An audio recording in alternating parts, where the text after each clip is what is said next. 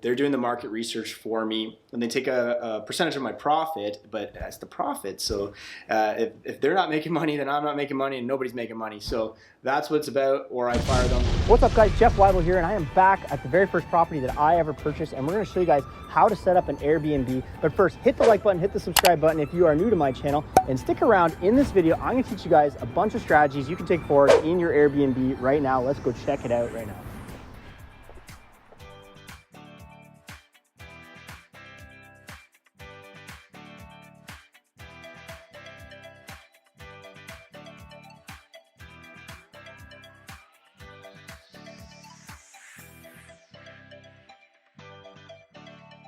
So if you guys saw my last video, make sure you guys go back. This is the property that I first moved into. This is my very first deal, and it's a little cool right now because it's turning into an Airbnb. And one of the things I want you guys to take away from this video is how quickly I turned this around from a tenancy that was over right to Airbnb. Why? Because I actually have some people in place that do this for me. People ask me, like, why don't I run my own Airbnbs myself? It's because I'm a busy person. I'm looking at making $10, $20, $30, $40,000, not worrying about does the guest have an IRN or something like that. That is something I don't want to deal with. I want to spend time with my family. So you guys can mimic this strategy as well too. If you guys are in Southwestern Ontario, I can give you guys my contact on the people that do this. And I just want to show you what you're going to see today within the unit. It's cost me just about $4 grand for all the items, and we're rocking and rolling. They have a system in place. They install it. They build the furniture, and we are ready to go. They're doing the market research for me, and they take a percentage of my profit, but that's the profit. So if they're not making money, then I'm not making money, and nobody's making money. So that's what it's about, or I'd fire them. But no, they're doing a really good job. And I'm going to show you guys what I got going on in here. So you don't have to overthink your Airbnb sometimes.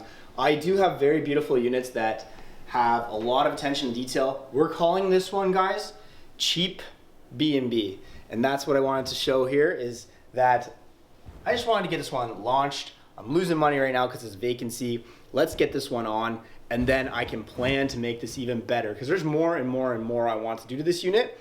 But in order to quickly cash flow right now, this is what I'm doing to this unit. And by the way, if you're not subscribed to this channel, hit that subscribe button right now, or your properties, you won't cash flow. I'm gonna, take your money away. But no, subscribe to the channel, guys, and check this out here.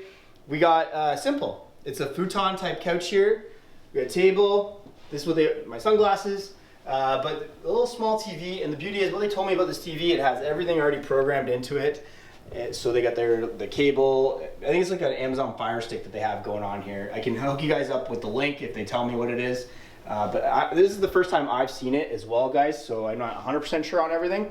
But I like it, nice and simple. I always joke, even as a real estate agent, the Paris. Just get a Paris photo up. People love Paris. Even if you're selling your home, get a Paris photo from your local Walmart and put it up, because people love that when they travel and they want to get away from where they are. If you look here, so we're in the short-term cheap B&B right now, but long-term, I would love to get this mural. Imagine that whole thing was Paris and we're looking at the skyline of Paris. That's one of the things that I would love to do in this unit. Maybe this becomes a Paris type unit. However, I do have a designer friend that might call a copyright claim on that. But maybe we make this Barcelona or something like that, because that's what people want. They want to get escape. They go to an Airbnb for a reason. This is great. It provides them a place to sleep, but there's no escapism here for them to pay more money to me. So again, just cheap B&B for now, but it'll eventually start making more money. They decided to put this table here. What are we missing? Chairs. Apparently the chairs were broken today, so they're coming. Hopefully no guest does book tonight, or they won't get chairs. Maybe we'll get a bad first review, but we'll deal with that. And chairs I think they're gonna be here for tomorrow. And yeah, if you guys remember, there was nothing in here just the other day. Yeah, go back and watch that video. But you can see the kitchen here. It just needs a little bit of, this table needs to be cleaned up a bit. I feel like we salvaged this table. I don't remember even, this doesn't look like it was bought. So maybe the tenants left this. We're just gonna use it for the Airbnb. Why I like going with a company for Airbnb and not me doing it. Yes, in our Airbnb mastery program, we have what you need to buy, all the stuff, but they kind of have it down to a science. They know how to handle, like this, they buy the same coffee pots, the same toasters, all good to go. They got plates in here, which, it's easy to do quickly, but these guys just have it down to science. I don't have to deal with it. at one of my, they just told me at one of my other properties in the city here, a guest wanted a pot that could go into the oven. I don't know if he's cooking a roast or something like that, but I asked the Airbnb company, like, do we provide that in any of the properties? And they said, no, that's the first one. And that's the beauty I like about outsourcing my property management of Airbnb. I don't want to go get this pot that can go in the oven on a random Thursday. That's not what I want to do. I'm a real estate investor. I want to be focusing on the bigger and better deals and not handling hotel customer service of the Airbnb. So that's why I have them, and they're able to do that. So kitchen, good to go. We'll move over here. I had my property manager in. He had to caulk the shower. It was dripping at one point. The old tenants weren't closing the taps. So you can see I got some new caulking down there. It was dripping and I had some mold. So when I took the keys back on the properties, one of the first things I had to get done was cleaning of that. And that's good to go now. And as you can see, guys, not overthinking the bedrooms either. We buy the same type of beds for all the units.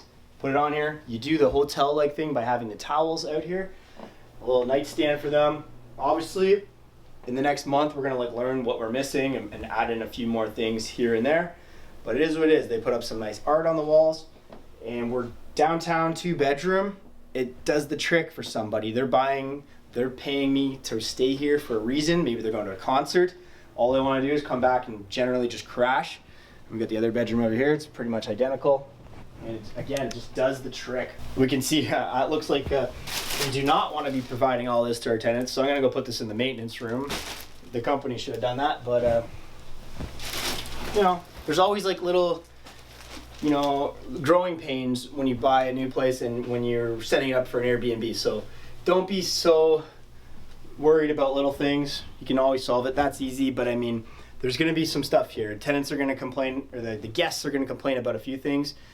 Just roll with the punches, guys. Everybody's human. You're here to make money. You're going to learn. That's what Airbnb is all about. What I love about this is like from vacancy to 10 days, we're on. Maybe I can do that even quicker, but there was just a couple of maintenance things I had to take care of and line it up with the company. But that's, you know, generally pretty good. And what we're going to do here, there are still full-time tenants above me, but they are students, so they might be leaving. They tell me they're leaving at the end of April. So this whole place is going to turn into an Airbnb hotel, but probably not called an Airbnb hotel in case the hotels want to tax me. But secretly in my head, it's going to be the Wybo hotel. So that's what's going to be. This is a 2-bedroom, but upstairs 3-bedroom and a 3-bedroom.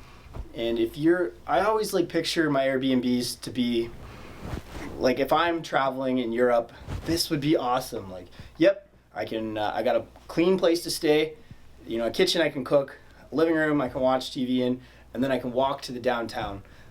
Your Airbnb doesn't have to be near the downtown, but this is what I would picture if I was needing an Airbnb in Barcelona or in Paris. I'd want to be close to all the amenities. So I think we're going to kill it on location here. Who knows? I think we can, you know, generally with the student rental, I was making $4,600 a month in rent. I think once we get this one going with the whole building, we should be able to get $8,000 to $10,000 a month is my guess. So that's what I want to try. And if that doesn't happen, well, as long as I make a few dollars over $4,600, you know, it's success. But if that doesn't happen, oh no, we cancel all this. We go back to student rental. I already have beds available. Now I have furnished student rentals. So, well, I always say problems are profits, and I think we can definitely make some money with these Airbnbs and giving it a try for a year. So we'll see what happens. So I encourage you guys also, if you got properties, maybe you have a student rental, try it out. What's the worst that can happen? Back to student rental. So yeah, so the other 2 units have in-suite laundry. This unit doesn't. They have coin laundry that was out here. Back when I lived here, this place actually got broken into, and they tried to break into the coin laundry. Any landlords out there that have coin laundry, that is a thing that can happen. There's still a bit of damage. But now that I have in-suite laundry within the units and controlled locks from the common area, because back when I bought the building, there was no controlled lock, it's been pretty good. Those old tenants came over here to do laundry, but what I think the Airbnb company will occasionally do their laundry here or take laundry off-site. One of the things about coin laundry, especially if you are a landlord that has it, one of the things about it, they end up jamming so much clothes into one load, especially the students, because they're trying to save on the $2. So generally this, if they use this, the loonies just fall through and they put them over here and they can use them over here and vice versa. So I'm not using it to make money because it's one of those pros and cons. You're either your washer and dryer is gonna break or you're gonna make a lot of money. Students would never pay for laundry. So I had to take that out when the original building had laundry in it for coin operated, but not good for students. Students hate paying for anything extra. They will pay you all inclusive as much as you ask, as long as it's all inclusive, because they're here to pass school, not to pay for laundry. So, but as an Airbnb now, we don't care. This property has 3 different units. We're gonna need 3 different lock boxes so that a guest can arrive. Just picture yourself, again, you're arriving in Paris, you're gonna wanna know how to get into the lockbox for your unit, not guess which one's yours. And we have another property that has a lot more units, which I hope to get on the channel one day as well. And it has 17 units, and we're gonna need a bar, just like an apartment building when you're selling a condo.